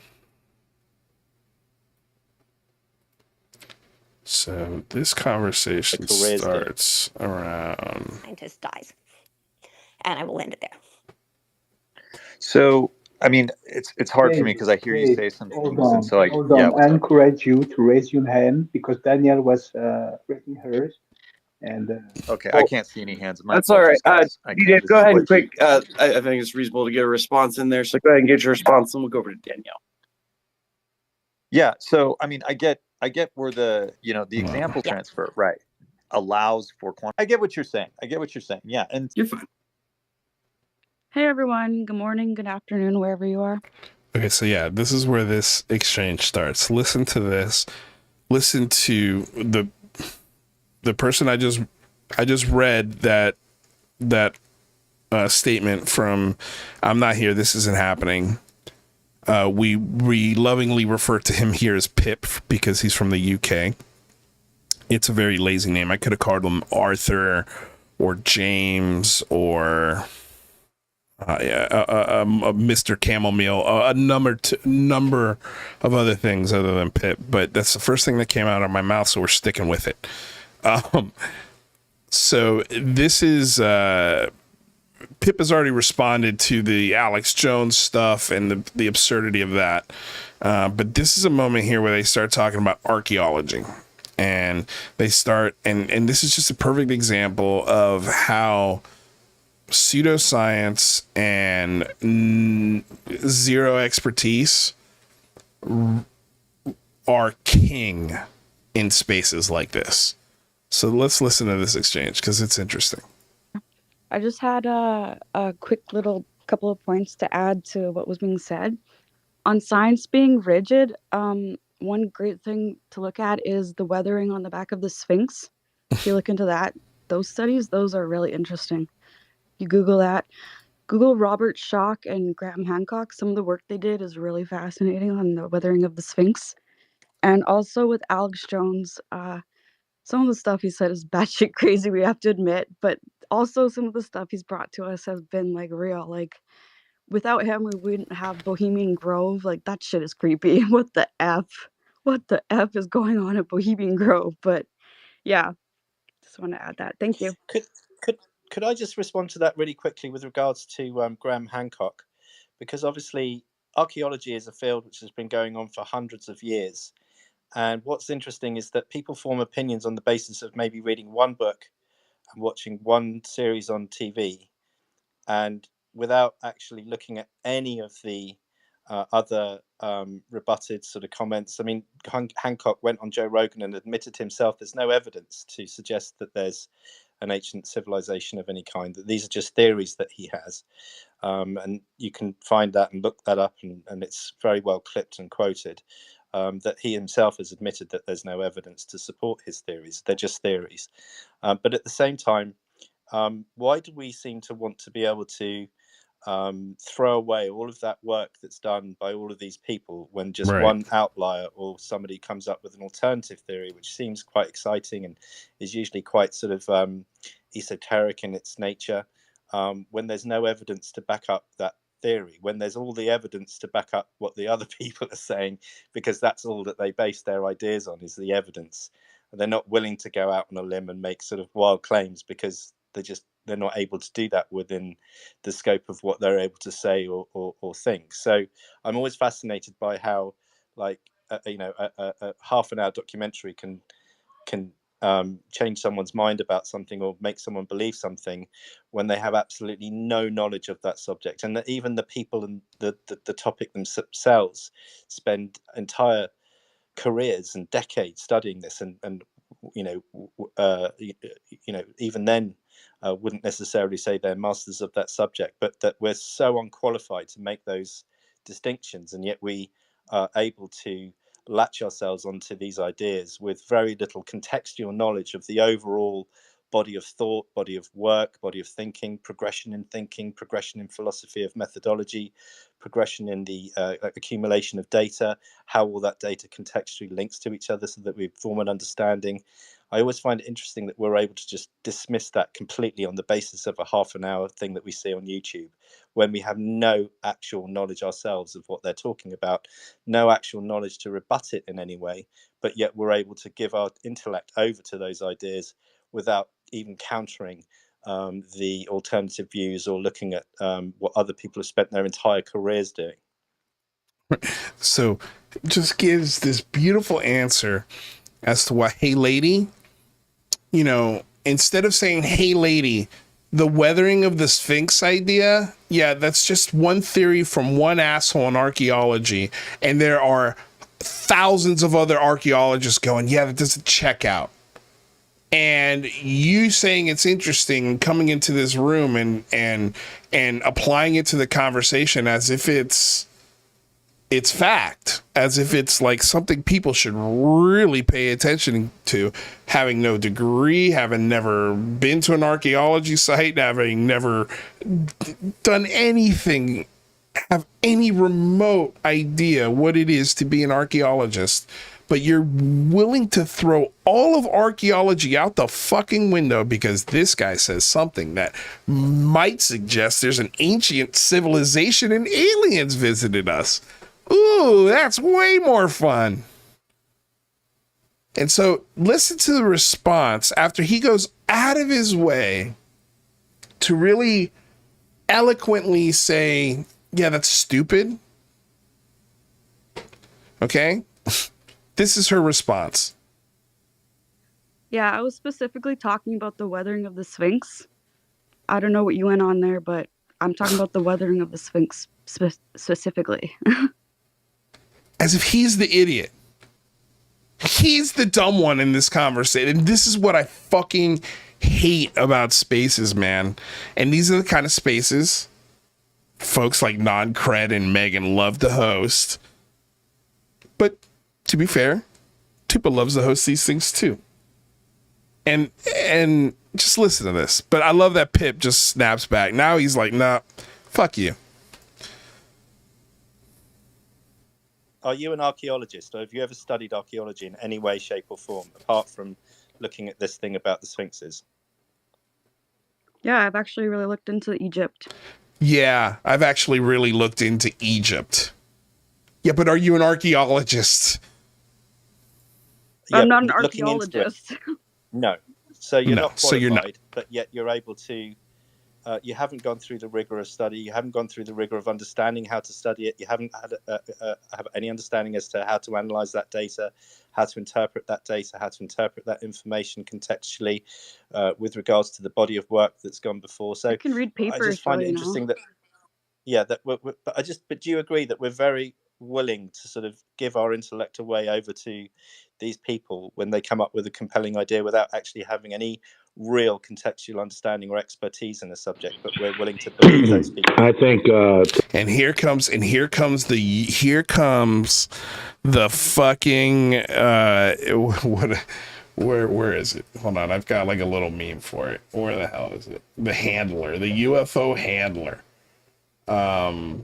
Here he is. There he is. The UFO handler is coming. Don't worry, I'm here to save you. I'm here to save all of these hard questions. Don't worry. I'm here, says UFO handler. And listen to what he says. Listen to what this asshole adds to the conversation. To say there's no evidence of ancient civilization is hogwash. I think the ancient structures are evidence. Take it up with. No, I don't need to. I just took it up. Take it up with archaeology. He's like, nope, don't need to.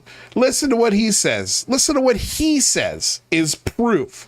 Up with this guy who's a NSA archaeologist who just came back from Antarctica. An NSA archaeologist? An NSA archaeologist. An NSA archaeologist. An NSA archaeologist? Are you sure?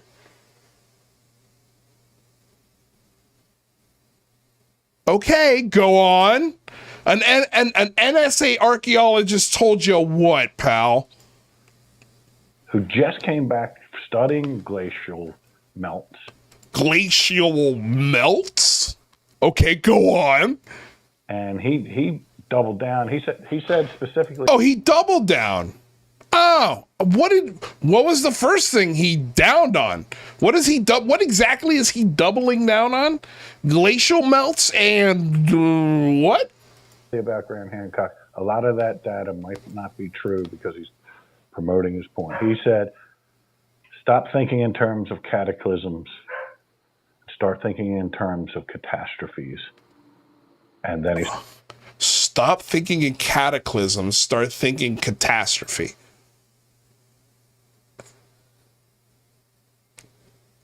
Aren't those kind of synonymous? Started listing the things that they do know science-wise, what everyone across the board believes, and like it's what? A pretty similar thing. It becomes a wash and recycle cataclysmic event periodically, and things have gotten washed away. And the remains are some of these megalithic structures. And to tell me that you think a caveman or hunter-gatherer built that stuff, that's you ignoring evidence, not me. I don't. Holy shit, dude. Again, another guy who's not an archaeologist. He heard it from an NSA archaeologist.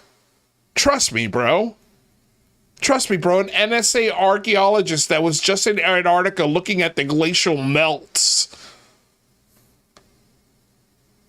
told me not to look at it as cataclysmic. Look at it as a catastrophe. Catastrophic. Huge difference. Apparently.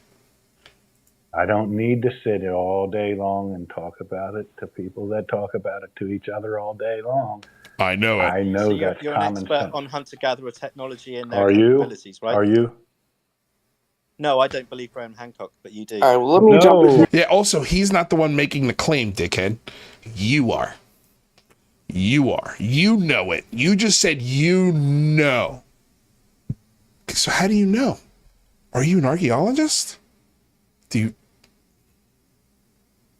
you have any evidence? Oh, an NSA archaeologist told you. Got it. Got it. And it's just funny how in these these are the same assholes that are begging for scientists to come in the room, that are begging for real archaeologists to come in the room, that are begging for people with any legitimacy to come into these spaces and interact with them. Interact with them. After what you just heard, what person in their right mind with any degree would come into any of these rooms and give you guys any of their time? Because you can't even answer the simple questions from somebody who's putting it to you as nicely as possible.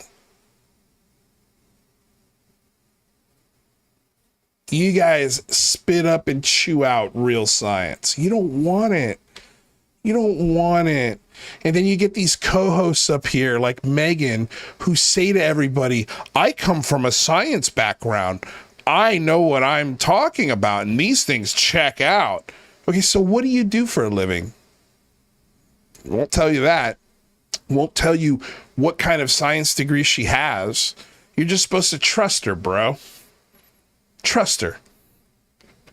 And again, like just some of the things that lady has said in other spaces to other people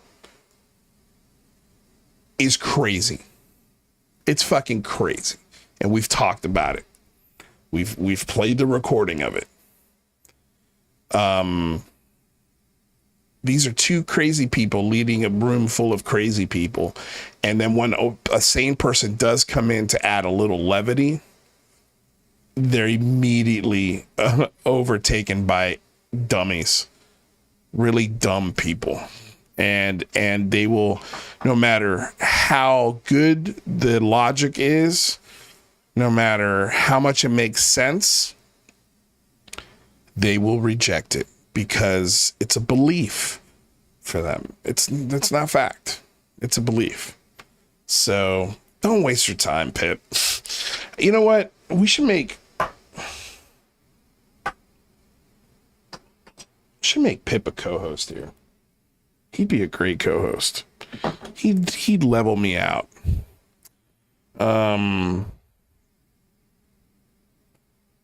Think about it, Pip. Think about it. I think that'd be a lot of fun. But anyway, guys, that's the show.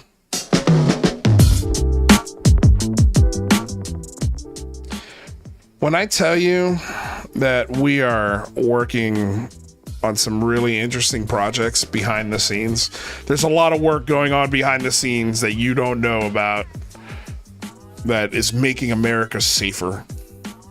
And working hard behind the scenes for disclosure. Truth be told, we're working behind the scenes for common sense. We're working behind the scenes for rationality. But more projects just keep opening themselves, and it's man, the one I just got slapped on my lap. Woo! It's exciting. It's fun. I can't wait to share it. And I have no idea when it's coming.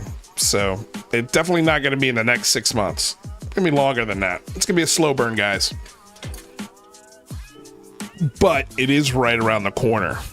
I can say that. The funding is on the way, and it's right around the corner. If it worked for 70 years for UFOs, it could work for these projects for at least 2. At least 2 years. I think 2 years, if you don't see anything out of this in 2 years, then it just didn't happen. But I think you're going to start seeing stuff here in the next year, I think. But we'll see. You guys, fun show. Thank you all so damn much for coming to hang out. Simon Fly, Mama's Dope Boy, member, our beautiful member, Dana Shadell. Thank you for being a member of the channel. And guys, if you want to be a member of the channel, it's very simple. Just click below next to the subscribe button. You become a member of the channel and your name gets highlighted and paid attention to a little more and loved. You are actually loved a little bit more.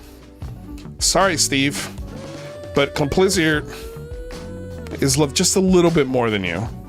But if you were a member, I might love you a little bit more than Complicit. No, that's not true. I love you all equally.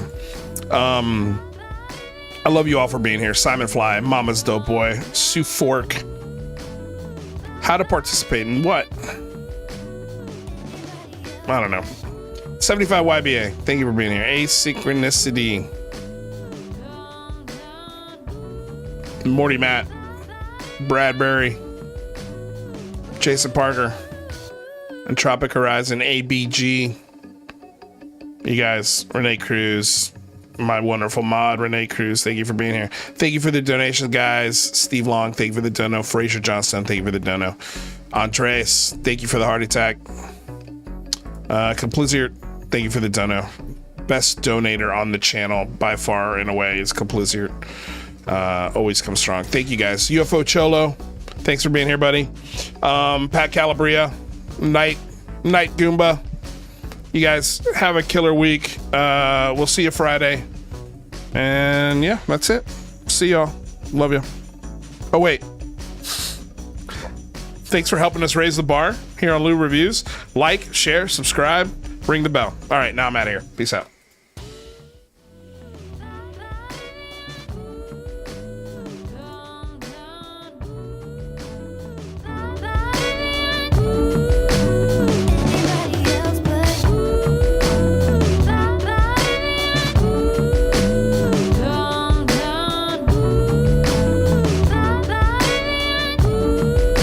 Why isn't your name green, Steve? You were, I think you were a member at one point, or you, I don't know. Dude, I'm just busting your chops. Thanks for being here, buddy.